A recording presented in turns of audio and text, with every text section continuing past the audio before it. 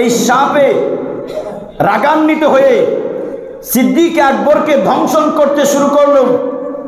সিদ্দিক আকবরের পুরো শরীর কালো হয়ে গিয়েছে।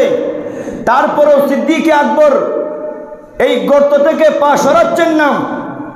সিদ্দিক আকবরের চোখ মুবারক থেকে অশ্রু আল্লাহ নবী রহমাতুল আলামিনের নুরানি জিসিম মুবারকের মধ্যে যখন পড়েছে, আমার নবী সজাগ হয়ে গেলেন।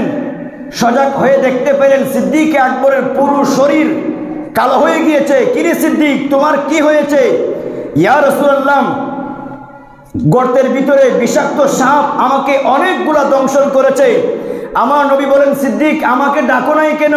বলে, ইয়া রাসূলুল্লাহ, আপনি তো আরামে ঘুমাচ্ছেন, আমি যদিও কষ্ট পাচ্ছি, কিন্তু আপনি নবী তো আরামে ঘুমাচ্ছেন। আমি সিদ্দিক কি করে আপনার ঘুম নষ্ট করতে পারি? সেই জন্য আমি সিদ্দিক সাপের দংশন সহ্য করতেছি, তারপরও আপনি নবীকে আমি আর ঘুম ভঙ্গ করি নাই। বড় করে বলেন। আমার নবী বলেন, সিদ্দিক তোমার কি খুব বেশি কষ্ট হচ্ছে? জি ইয়া রাসূলুল্লাহ। আমার নবী রাহমাতুল আলামিন মুখ থেকে লোয়াবে দাহান তুতু মুবারক লাগিয়ে দিয়েছেন। সাথে সাথে সিদ্দিক আকবরের বিষ পানি হয়ে গিয়েছে। বড় করে বলেন সুবহানাল্লাহ। এই ঘটনা ঘটেছে আজ থেকে প্রায় 1400 বছর আগে।